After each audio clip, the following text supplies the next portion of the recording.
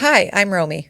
And I'm Nicole. We are two businesswomen, two colleagues, two friends who had an idea and decided to do something with it. Over the past 2 years, we've built the Daily Drip, a media platform and community for the modern South Florida businesswoman. From Palm Beach to South Beach, we've built an audience of thousands of local business owners, CEOs, founders, executives, and more. And we did it 100% organically. Whether it's through our blog, weekly newsletter, social media, events, or even this podcast, our mission is to offer a daily drop of inspiration as you pursue your dreams. People ask us all the time how we did it and why we did it.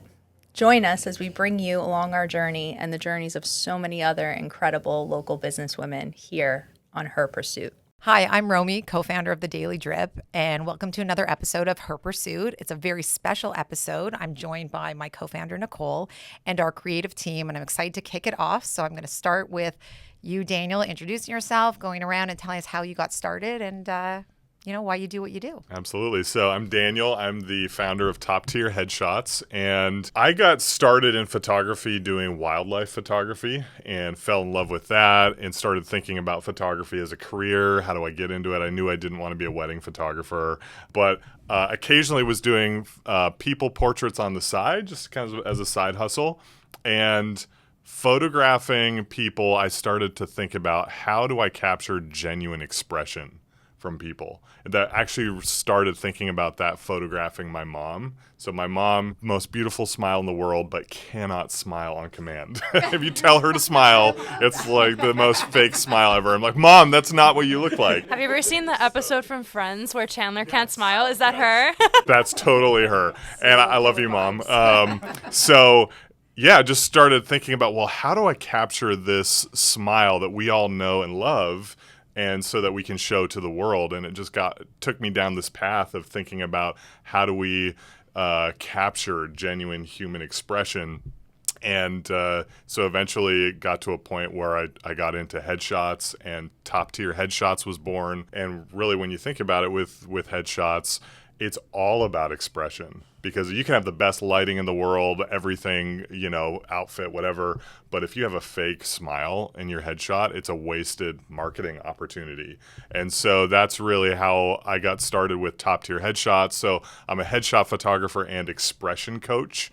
So I like to think about headshots not as they're commonly thought of as adult school picture day all over again. It's like up there with going to the dentist. Right. So that's what a lot of people, so a lot of people, they come to me and they're like, I hate my headshots. It's like school picture day. Can we do something better? And so they come in and I do this expression coaching where I actually teach people about how to look confident, how to look approachable, how to be genuine in front of the camera. And then I coach them through that. So that's a huge part of what I do, my work, and super excited to just be growing the business and then partnering with amazing people like the Daily Drip. Well, I loved my experience getting my headshot because I was one of those people dreaded it, and you not only made it fun, but when I saw the pictures, I was so excited to see myself reflected in them. Like, I felt super good about what I was looking at. So, yeah. And who do we have next? Hi, Chris. Hi, Chris Baker with Visuals by Momo. And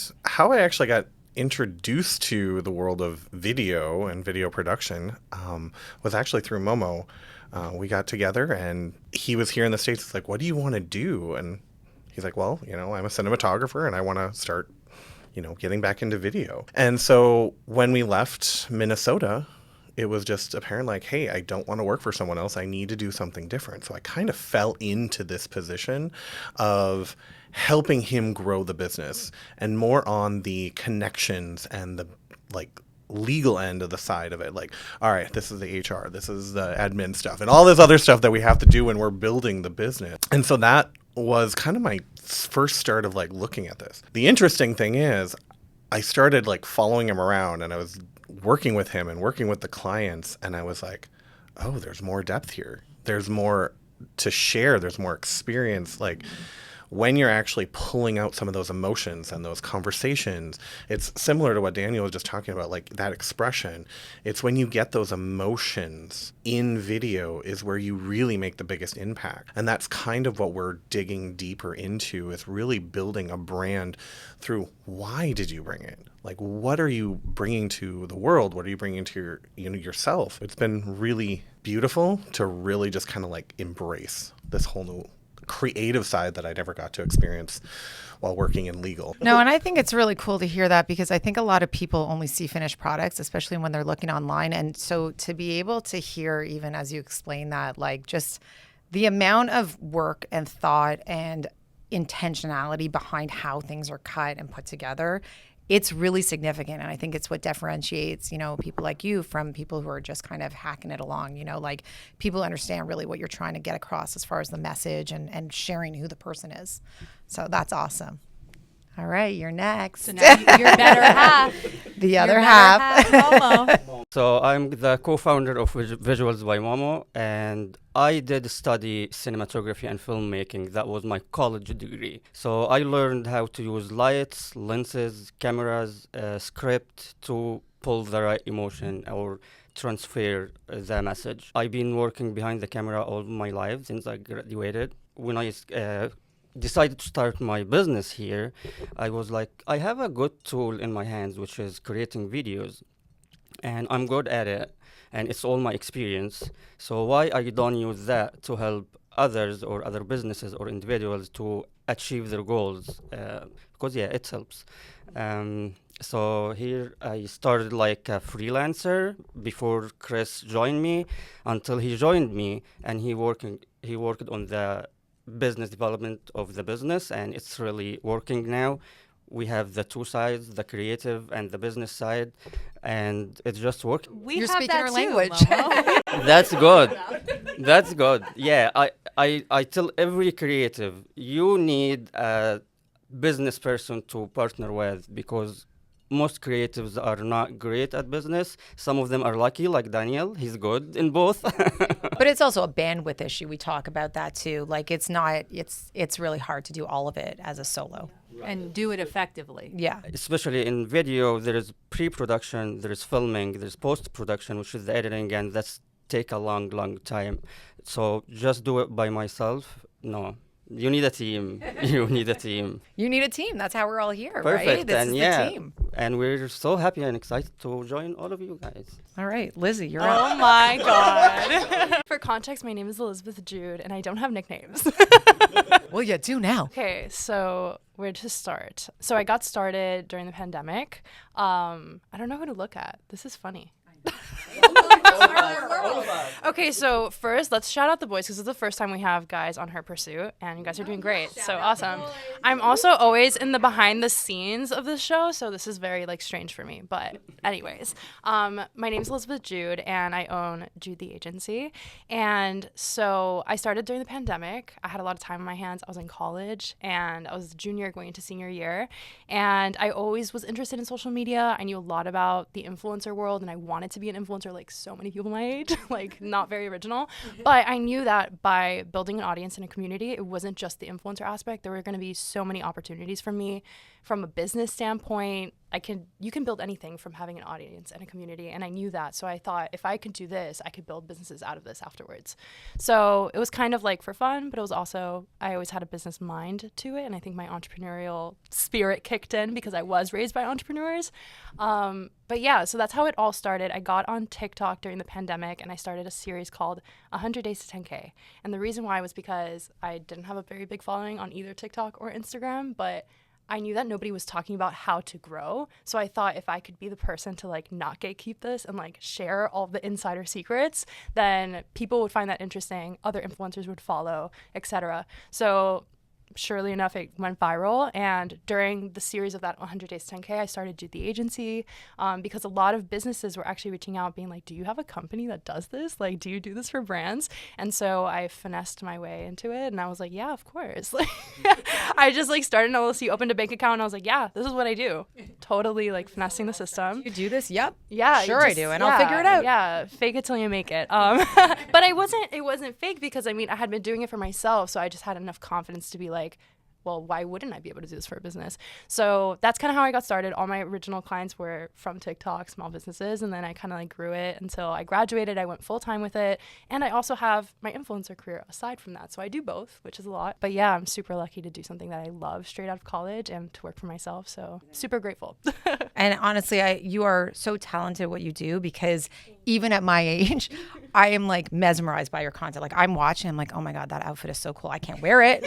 But I love how she put all these different pieces together. I love all the things you talk about. It's very relatable. And I think it says a lot for the fact that like, even for me, I may not be your demographic, but I'm totally engaged. And I think that's really important. Being an influencer was like kind of like an angle that I took to my agency, because there are many agencies out there, but I think that more brands need to think like influencers, and that relatability that you're talking about is so important to bring out for brands, that authenticity. Like nobody just wants to see a product photo anymore. They want to see a story. And I think like we all know that and understand us through our own mediums. So bringing that element into the mix, the fact that I am an influencer and I do this as well as like helping brands become like an influencer within their own space even, is kind of like, I guess, my competitive edge, as I would say.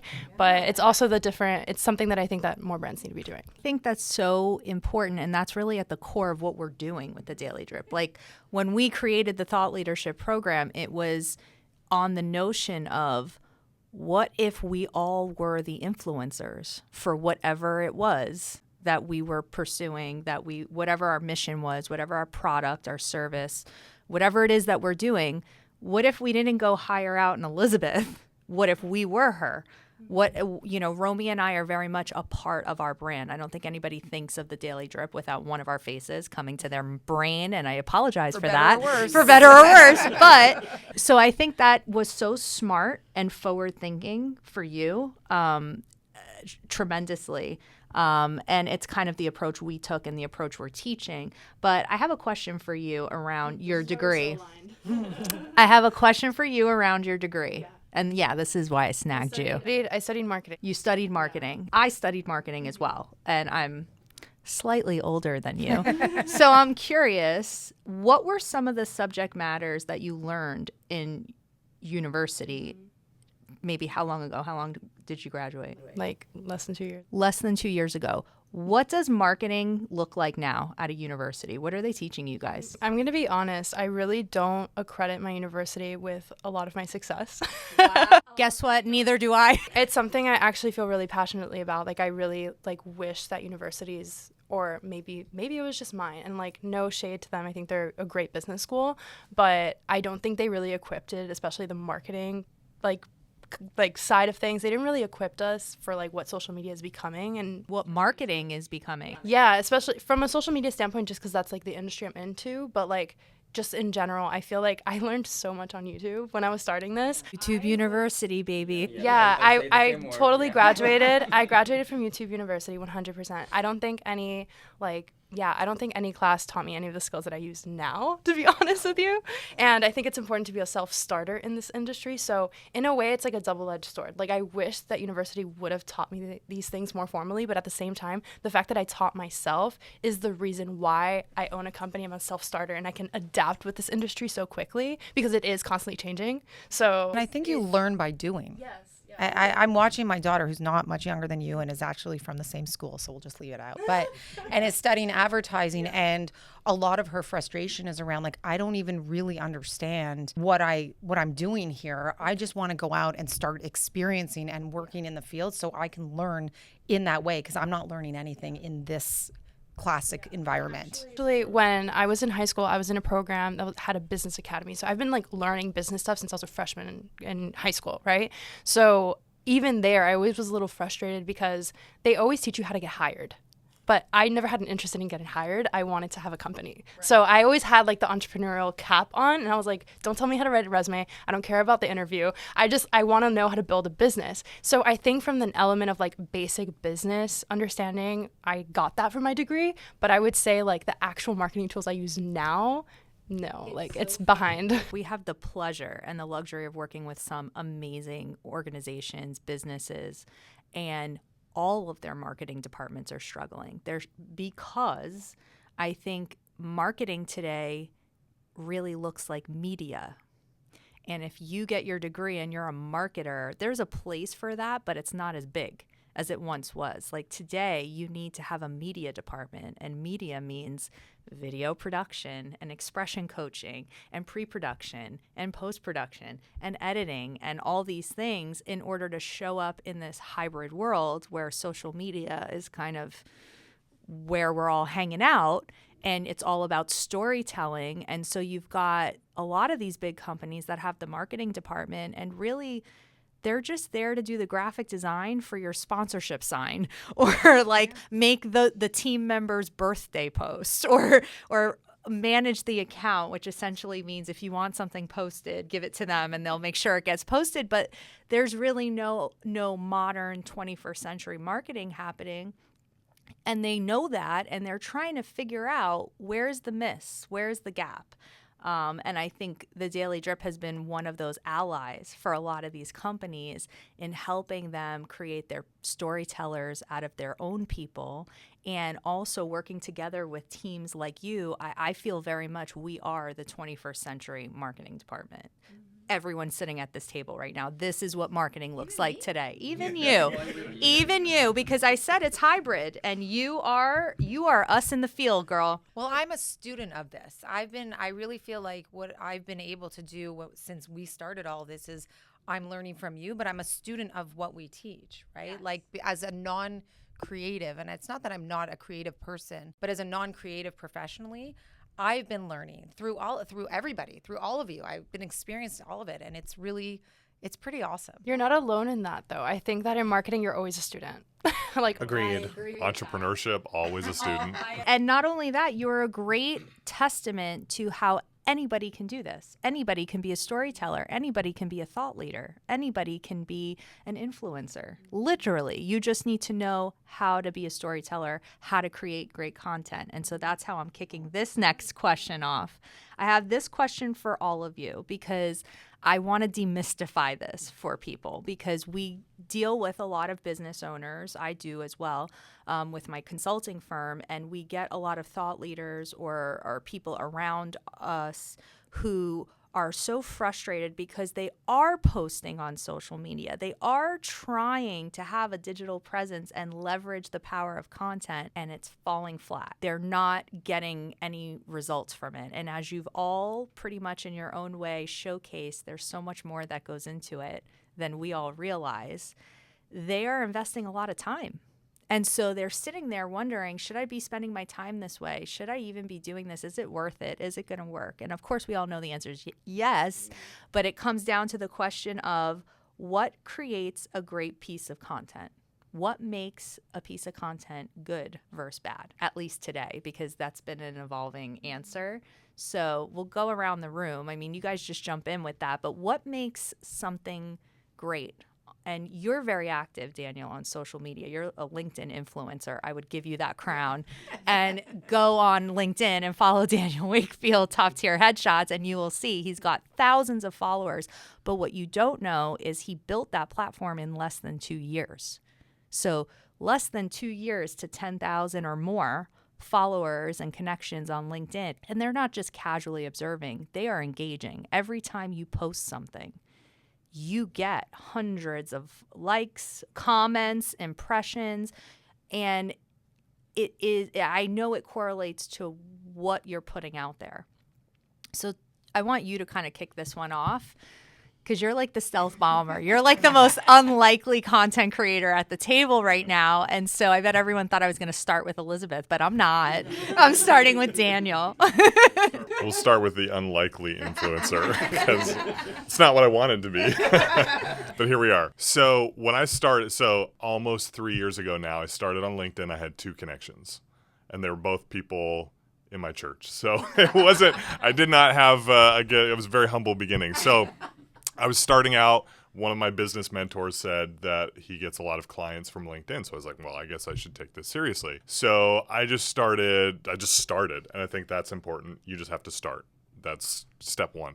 But it is important what you're posting. And as I was growing my number of connections, I was noticing that there were people I was connected with now, as my network grew, that were getting almost no engagement on their posts.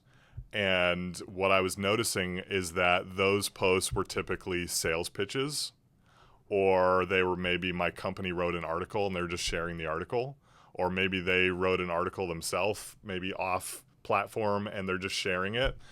So it's a lot of like, here's a sales pitch. Here's what I want you to do for me, rather than adding value to the network. And so what I've learned in the last 3 years about LinkedIn specifically as a platform, which is my primary platform for my business, is that LinkedIn, you have to treat LinkedIn like a networking event. LinkedIn is not a billboard for your business. I mean, yes, there can be the occasional sales pitch or call to action or things like that, but a lot of times people are showing up there to network. And so thinking about it in that way, that influences the content that you're going to post. So you're going to post things that add value to your network. Like when you go to a networking event, if you just go and hand out business cards to everybody and try to sell everybody on your services, you're not going to make very many friends. Nobody's going to like talking to you. Well, LinkedIn's the same way, right? So when I go to an actual networking event, I'm thinking about, I want to meet people. I want to touch base with people that I already know. I want to, if there's a way that I can add value by connecting people with each other, I want to do that. I want to get to know other people's businesses and show that I'm not just in it for me. I have a community mindset. So bring that thinking to LinkedIn and to your content. So a lot of my content is, now that a lot of people are following me, I've got behind the scenes stuff that people are very interested in hearing about because they're invested in me, which is awesome. It's fantastic. But I give a lot of shout outs to other people in my network. When I post a headshot from one of my clients, the caption is not, here's 5 reasons why you should get headshots with me, which nobody wants to read. It's a shout out for them. It's tag them. Here's what they do. Here's why you should go follow them. Everybody loves that. And so it's about thinking, how can you use your influence on LinkedIn to benefit other business people, to benefit other people in your network? Sometimes I'm posting things that are like, well, here's how I got where I got to on LinkedIn, and here's some of the kind of principles that I think work well for that. So trying to have a post that actually is like adding value. You do a lot of that. You will document your journey often. You don't keep top tier a secret.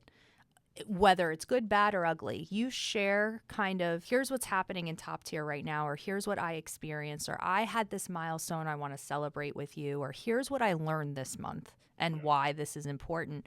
You did that post, which you were so kind as to tag us in, which was, a lot of you have given me, celebrated me for how fast I've grown my business and how big top tier has been. And I want you to know who I'm following that has inspired me. And that was so nice of you to tag us in it. But I noticed that particular post, because of who you tagged, got an incredible amount of engagement in the comments.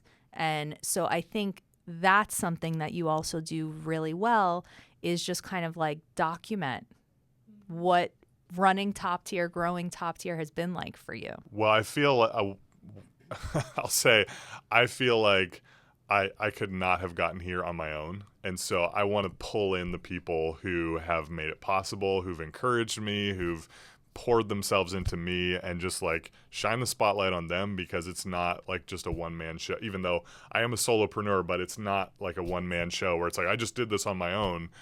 And that kind of leads to something else that I post about, which is the obstacles that I've faced. You kind of hinted at that, and I think that just gets back to posting content that people resonate with, because when you start a business, as you know, there's obstacles. There's things you have to overcome. The first of which is nobody knows I exist. So how do we overcome that obstacle? But people, they read that and they're like, man, I'm facing that right now. And this encouraged me to keep pressing on and everything. So you post stuff like that, people will resonate with that. And I think just posting content that people resonate with is super key. And just being real, being authentic. I think authenticity is super important. I have had the same experience growing my network through LinkedIn, doing it as a real person, doing it the way I engage on LinkedIn, the way I would engage with someone in a physical space. And I think that that's really important. And I don't know if you noticed this too, but the more engagement, the more visibility you get on these platforms, all of a sudden you start to get bombarded with DMs from people and asking to connect. And as soon as you accept, it's a vomit of what they're trying to sell you. And all I could think is, this is why you and I will never do business, because you haven't even really asked. What you did was you probably noticed that there's a lot to benefit from connecting with me, but you don't actually have an interest, and it's not authentic.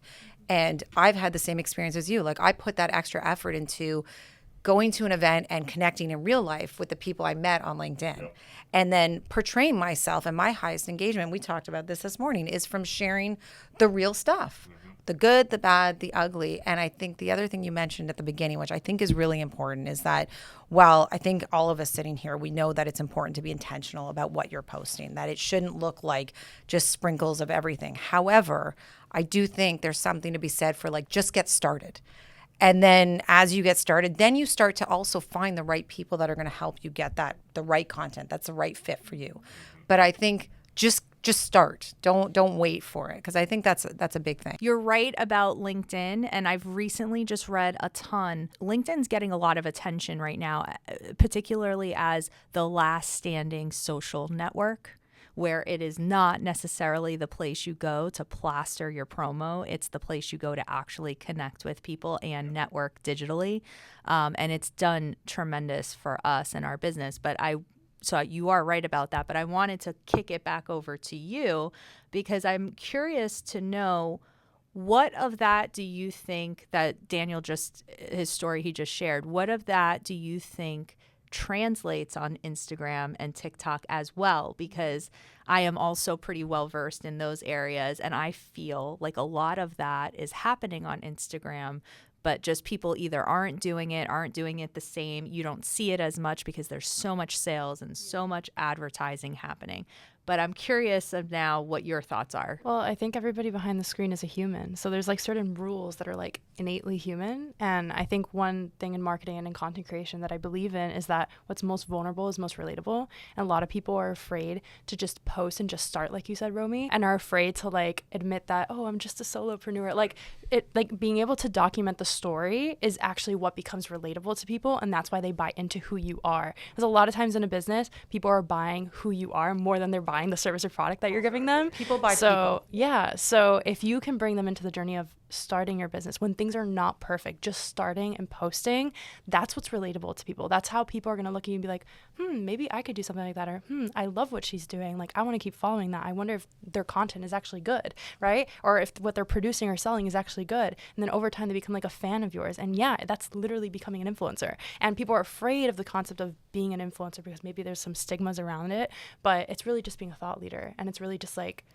building a community that really knows you from a digital standpoint. And I think what you said about like treating LinkedIn like a networking event, it's brilliant. And that's how we should treat a lot of different social media platforms. The platform I'm probably the most authentic and like most like I'll just post anything on is TikTok. Yeah. And for a long time, I loved it because TikTok was a new platform and maybe my followers and friends from high school and people like that weren't there, so I could just put whatever I wanted, and it was great. So I think there's a lot of value to like getting on a platform quote unquote early, even though I wish I would have gotten earlier on TikTok. But even LinkedIn, like people undermine it because it's maybe a little newer, but being on a platform earlier and being one of those pioneers on a platform that's starting to grow is really important. And also being on a platform where your target audience would be and you're B2B, like you want to work with businesses and business owners, like that's where you want to be. You want to be on LinkedIn. So rather than put so much energy onto an Instagram account, LinkedIn is a newer platform. You're going to get higher engagement and the people that you want to work with are there. So it's not necessarily newer because it's been around for a while, but what's happening is it's not as popular. So the crowd is smaller, right? And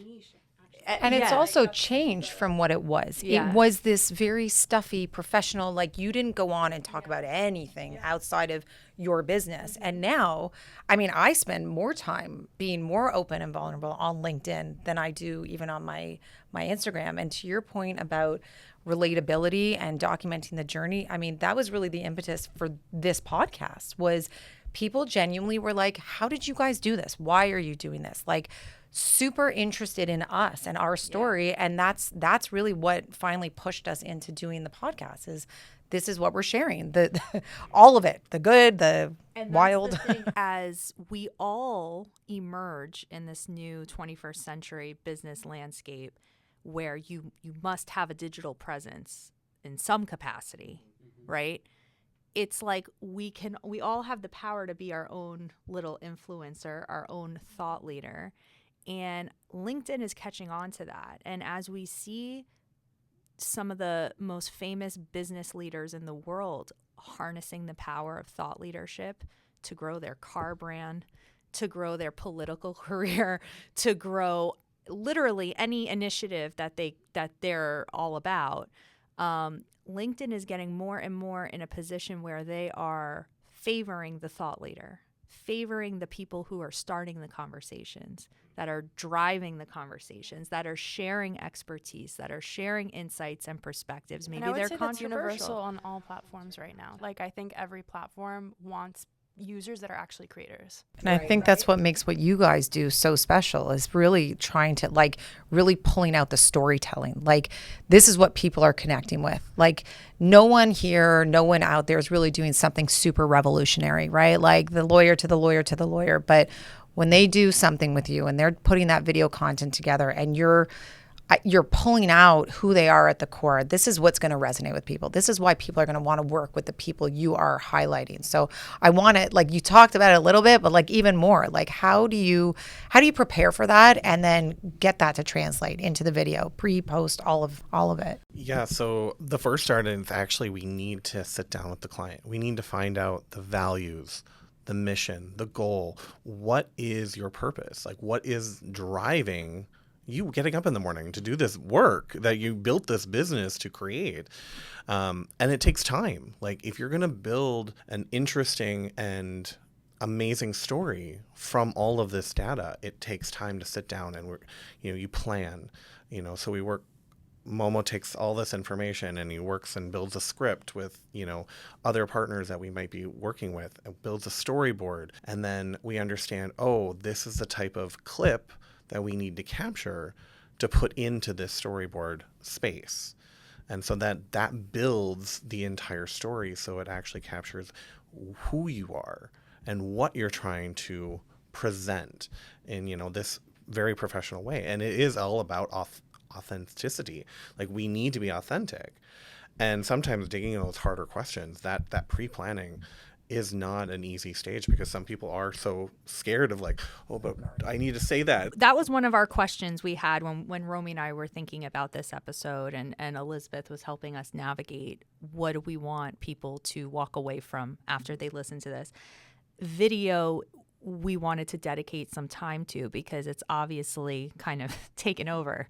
And I still find myself coming to these podcast recordings and I can't drink coffee before I come. I can't eat. I am a nervous wreck. Right now, I am a nervous wreck. Okay. Those cameras go on and the lights are on and my brain just stops functioning. And even as I have recently started to create more selfie videos, like in the car or in my office, where I'm trying to do more of what Daniel does so well, which is document the journey of building the Daily Drip and document the journey of being an entrepreneur and being a mom, and share more of what's going on in my head. Like, what are my thoughts, my feelings right now about this particular thing I'm wrestling with or that's happening. And even if it's me alone in my car taking a selfie video, I am a nervous wreck. I can't even formulate my thoughts, right? I forget everything. That is something I know I'm not alone in. In fact, every time I post those, I get bombarded with calls, texts, emails, messages, comments of people saying, "Oh my God, me too, you did so great," or "Oh my God, how do you have the courage to make that video?" So how do you help people get comfortable in front of the camera? Inquiring minds want to know. Yeah, asking for a friend. It's me. I'm inquiring minds. And I've taken those videos and I don't post them, just so you know. So you create them, but you don't post them. I've got like 3 that I've done because I felt sort of, I don't know if inspired, but I felt I had to do it, and then I couldn't bring myself to post it. I'm more comfortable in the written word, and I did get some validation hearing Gary Vee kind of defend that by saying it's okay if that's how you communicate, but I am curious because it is something that I want to do better at. So how do you talk to You have to start. some of us? Oh! What are you, my kids? That's what my kids do. That's a throwback in your face. All right. So answering your question, because I get tons of people are nervous in front of the camera. They are very good speakers. They are stage speakers, but in front of the camera, they cannot say anything, even their names sometimes. You did great. You did great today. We don't even want to do the introductions. We fight about that. Like, we're so nervous. Yeah, so I just always talk to them a little bit, make them break the ice and make them more comfortable and tell them, forget about the camera. There is no cameras. You're talking to me. Just imagine you're talking to Romi, no camera. Like fix your phone somewhere or your camera somewhere and don't think about it. Don't think who will see this video. Just talk as you're talking to a friend. And that's it. And be authentic, be yourself, because your brand is you. Yeah, I actually do something very similar when we're doing interviews like for short form content. And a lot of times the contributors, they'll sit down, they'll be like, I prepared like exactly what I'm going to say. And I'm like, throw it away. I'm like, we're just going to talk. Like, I don't know what you thought was happening here, but we're just going to talk. Like, yeah, there's a camera there. It might be on, it may not be on. I don't know. But like, we're just going to talk. And I think like an interview setting really helps people feel more comfortable, which I can tell is kind of like what you do too, because it feels more like a conversation. They kind of like aren't looking directly at the camera, which I think could be the scary part. But I feel like you have to teach people how to look directly at the camera. So what do you do to get people to like you're so good at that? It's very much in line. Like the still situation is not so different than the video. Well, it's just it's interesting the because hypes came to both. Yeah, so when people get in front of my camera, like I get them in front of the lights, I kind of talk through some of the expression coaching. My camera's sitting there on a tripod, and as soon as they step in front of the lights, I'm like, don't worry, I've got to go, and I've got to like adjust the lights and everything, so we're not ready to start yet. And they're in front of the camera going, like afraid that it's going to get clicked remotely or something. But it's amazing what that piece of technology does to us psychologically when we feel like I'm in front of a camera, I have to look my best. Right? And that doesn't go away easily.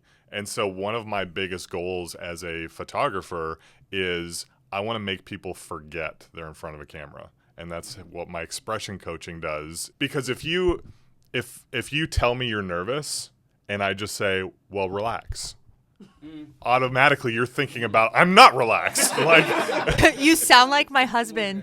Okay. But that's just the thing. If you tell somebody to relax, they're going to automatically think about how not relaxed they are, and that doesn't help. So it's partly, I think, in the creative space, as I'm sure both of you know, it's about redirecting and making people think about something else. And sometimes it's as easy as a conversation.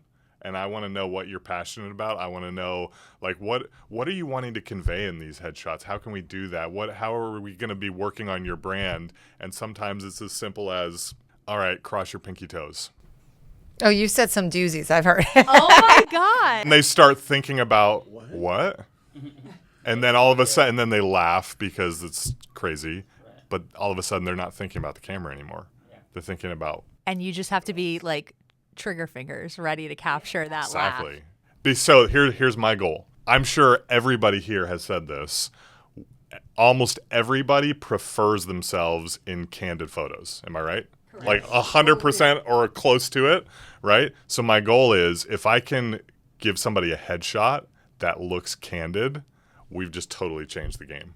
And you do that. You That's do the that. goal. No, I love my head. I genuinely love my headshot. Like I will give it out all the time. I've had ones where I'm like, just leave a logo. Like I'll just have RW there because I don't want anyone to see what it looked like. You do that. And I think, and I've said this to you before, my favorite thing about your work is that I know it when I see it on LinkedIn. I literally know when I see a top tier photo. I can tell instantly. There's something about the lighting, the angle, the expression, the person, I can just tell it was you. And it doesn't mean they all have the same background, and some of them are a little farther away than others and more serious than others. But I've started to play this game, just so you know, where I try to see if you're connected to them and like confirm it that you did do their headshot, and every time it was you. And like I'm not talking about the obvious ones where everyone has that background, that like your standard one.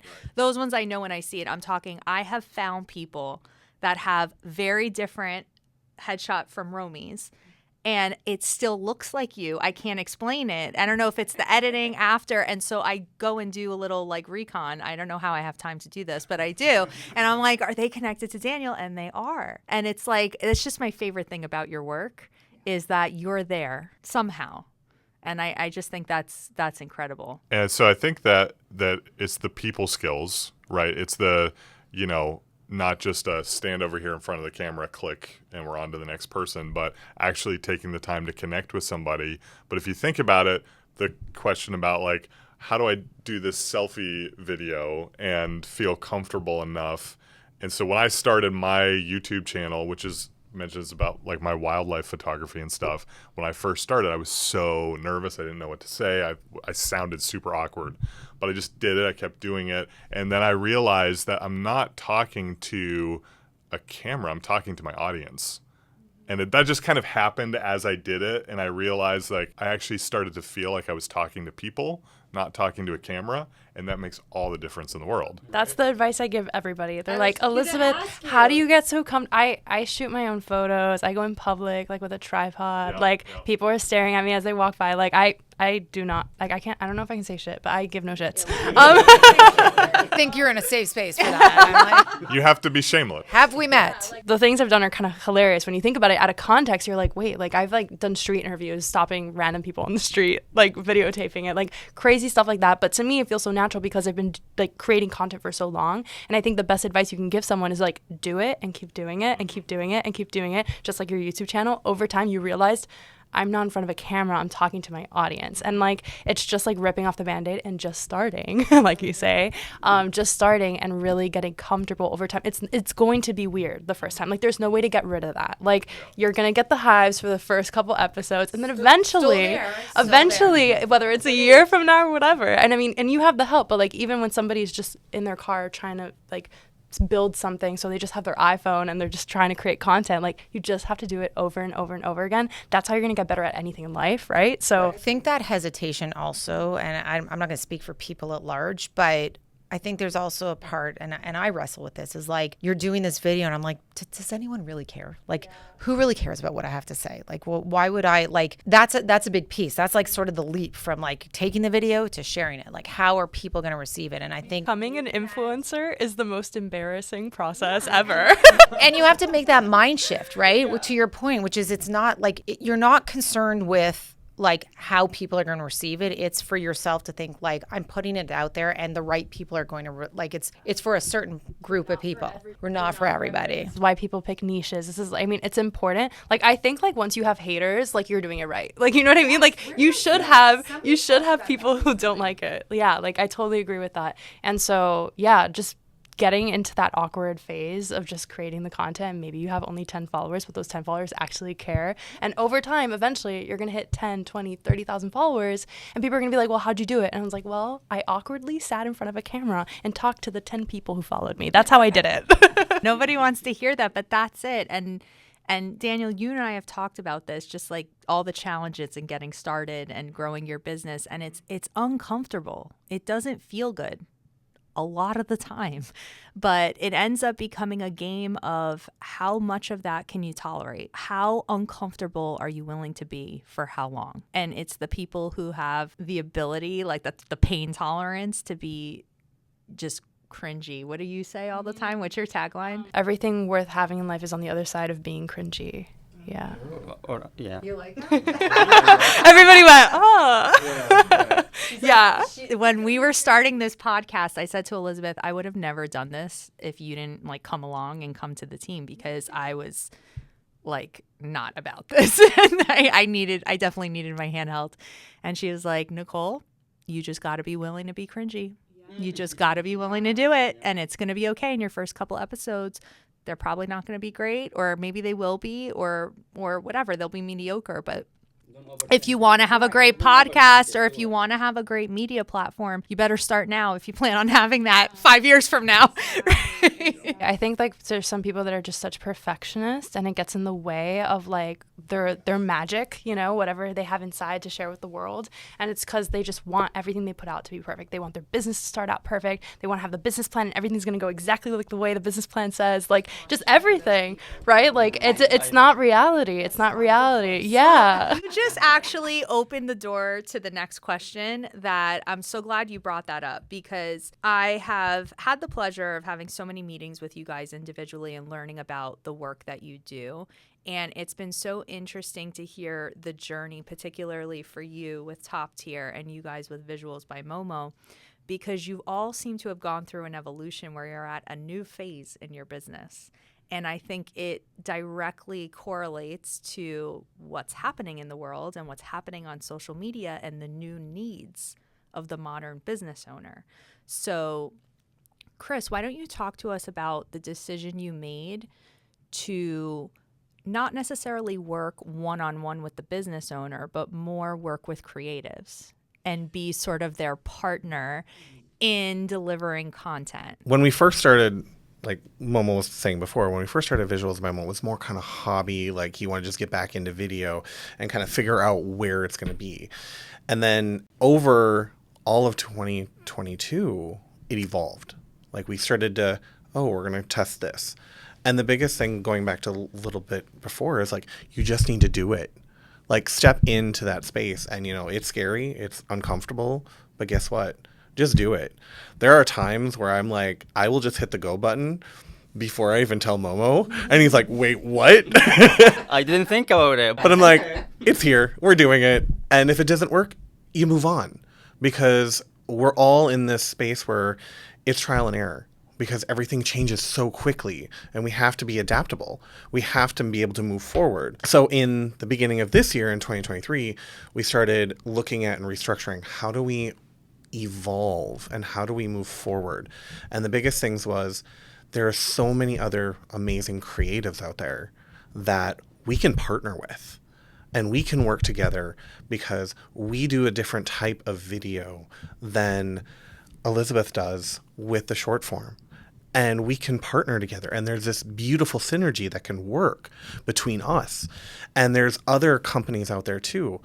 And I refer other video work for other video companies out there, because it's just not, it's not that it's not, we can't do it. It's just, they're going to have a different eye. They're going to have this for that type of work. Like what you said before, you didn't want to be a wedding photographer. You're going to hand those pieces out to a wedding photographer. You know, it's not that you can't do it. Yeah. It's just, they're already equipped for it. They're already ready for it. And when we partner together, we all grow. It's a community. We're all building together. And I think the other thing that's really important about what you're saying is that by getting really super focused on what you really do, where your strength is, and going in deep on that, it allows for that collaboration. You become known for exactly what you do, and you're doing that at the highest level. And so not trying to spread yourself into being a master of all these different things, it gives you the opportunity to give the value to the, like as a client, like I love knowing that I'm working with people that have all, this is what I'm getting from you. This is exactly what I need for this. This is what I need for that. And it allows for that collaboration, but it also allows for you to get the best results. I think it's also a sign of the times. Like we keep hearing a lot in the news, they talk about the creator economy and the gig economy. And, you know, a lot of that was either agency or freelancer, right? And now the freelancer is a consultant most times, right? Now content creation is a central component of marketing, and it's no longer this freelance willy-nilly thing. And so much so, and media and content has taken over so much so that there's now depth to the work. There's layers and levels of depth. So you coming in and saying, hey, Elizabeth, or hey, XYZ Corporation, you need video production now in today's business landscape. You may not have the bandwidth or the resources to open up your own media department. Now that has full production studio for pre-production, post-production, all of it. So now you're the content creators partner, where we can go to you, organizations like us can come to you and say, we have needs for these certain kinds of assets. And so I thought that was just so interesting and such a sign of the times, and actually a smart move for you guys. Yeah. But then, Daniel, you and I were talking because you work very much one-on-one with the business owner 9 times out of 10, or when you're doing corporate work. And you talked to me about how you're expanding your services based on the conversations you're having in your expression sessions and all that. So talk to us a little bit about the direction your business took now. We talked about a lot of things, Nicole. So one of the things that started happening with me, and I think it's just the result of all of the time that I've been spending online, building my business, things like that, and just seeing the growth that's happened as a result, I started to have photographers reach out to me for business coaching. Like they're out there and they're trying to build their business, and they're seeing me and saying, hey, can I hop on a call with you? I'll pay you. I'll hop on a call with you and just like walk me through what you're doing in your business. And I wasn't marketing for that. I didn't even think that I would ever do that. I used to be a teacher, so I do enjoy the teaching aspect though. So that just started happening out of the blue, and then it kept happening again, and it happened again. And some of those clients would pay me for another call because it worked. I was like, you need to do this on LinkedIn. You need to do this in your pricing and your marketing. And they would go and do it. And like, I got more clients. This is amazing. That just opened up this new door for my business to be consulting with other people in the creative space. And so then I'm starting to work through some of those things and realizing this isn't just creative space stuff. This is entrepreneur stuff, like stuff that, entrepreneurs in general need. You talked about lawyers who get fed up being in a big corporate firm. They want to leave and start their own practice. They may be a fantastic lawyer, but do they know how to do sales? Do they know how to leverage LinkedIn? Yeah, exactly. They're typically terrible at business. Same with doctors. No, because they're good at their skill, at what they've learned. They're not, being an entrepreneur is like a whole separate thing. And I think that's really important what you're talking about, because it is not easy to figure out how to execute what you're good at and then run the business side of it all at the same time. That's a lot. Yeah. And so that, you mentioned at the beginning that I was lucky in being good in business, but I didn't start. When I started, I had zero business experience. Like I didn't feel like it just came naturally. Like getting on a phone and selling something, I was like, you talk about being nervous. That was me. My first sales call was a learning experience. We'll put it that way. It was very humbling. Did you sell it or no? No, I did not. Yeah. But yeah, so it was like learning as I grew my network, realizing, this friend that I have, guess what? He's a sales leader at his software company. So I took him out for lunch and just, can I pick your brain about sales stuff? He's like, sure, no problem. And so just like writing furiously, like, okay, how do I talk to people like a human being on a call like that? And just gradually implementing those things and step by step getting better in the business side of things and learning how to do that. And it just like taking those things, the skill, the creative skill, but then pairing that with the business and what I was learning about sales and marketing and all of those other things, just really, it was huge. But I'm learning more and more that there's a lot of people, creative and otherwise, that are very, very skilled at what they do, but have no idea how to run a business. And so there's just this huge need for that. That's why a lot of photographers don't make it. Because it's not easy to be out there doing I say this as someone that did it, so I say it with like so much admiration, because it's very, very challenging to be able to keep that stamina going and then understand how to drive the business element. Yeah, you either have to learn it on your own or you partner with someone strategically to be able to do it. I did not learn any of that in school. It's all been YouTube Academy, talking to people that I know, just learning things, and then following other people on LinkedIn that are posting stuff in those areas, and like, oh, that's really good. I should incorporate that into my marketing or something like that. So it's been so amazing working with all of you, and not even just working with you, but learning from you through all the conversations and the planning meetings that we've had. And actually, Daniel, your and my last most recent lunch that we had when you were talking about how you were going to work with us with our thought leaders and the thought leadership program, and you were talking to me about how headshots have evolved, and now you have people asking to come in on some sort of frequency for lifestyle photos, branding photos, because they need to keep their website fresh or their social media fresh. And I mean, I think this is the modern need now in marketing. We need this place to go to get assets, create assets that we're going to use digitally, use them in a variety of ways. And so when Romi and I created the Thought Leadership Program, and this year we launched our full platform nationwide where people can now become a member of the Thought Leadership Program and learn how to be a thought leader. No matter where they are, they can have access to our curriculum, access to our resources, tips and tricks. Romi and I knew that that was important. We needed to arm people and teach people how to show up in the 21st century in a hybrid landscape, right? But we also knew that was only answering half of the problem, right? The other half of the problem was, how do we get you guys to them? Right? We are so fortunate that we get to work with you. I get to call Daniel and bug him, call Chris and bug him. Elizabeth, God only knows, I'm texting her all hours of the day and night, right? So I have such access to such great professionals, but the real brainchild of 2024 for Romi and I was, how do we bottle and package you guys up and create a way for these thought leaders to create, not just learn how to create, but then go and create, and not just create with anyone or create on their own with a tripod, but create with the best.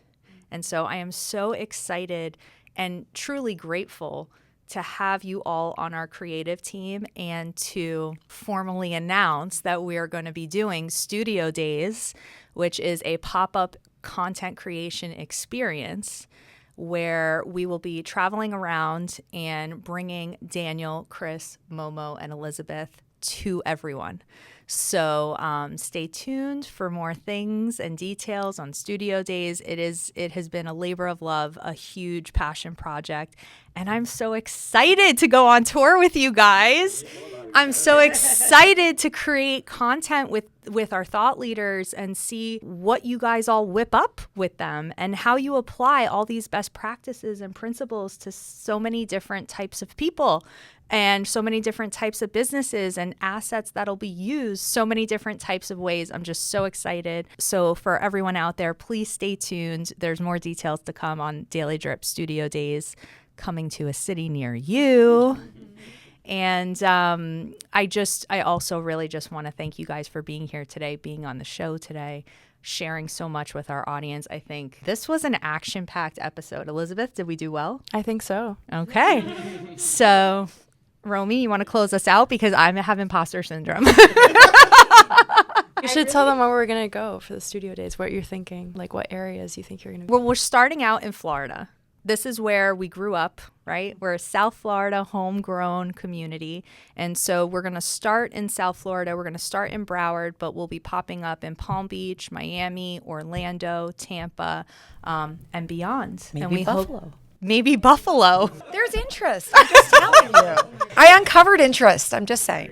No, and I think if I can add, because I know we're wrapping up here, but I think it's so important what we're doing and bringing this kind of content to people, because you need more than just social media manager nowadays. Like, I started my business just doing social media management, and I very quickly learned that this pace at which social media is evolving and content is evolving, you need more than just like a product photo, a Canva graphic. Like, that's not going to cut it anymore. And having a really good creative team is difficult. And so it's really powerful what we're doing here with the Daily Drip and all collaborating together, because it's going to really show people the power of content and the power of having really good media and being able to share your story in a certain way. And I hope it shows a lot of business owners the power of collaboration.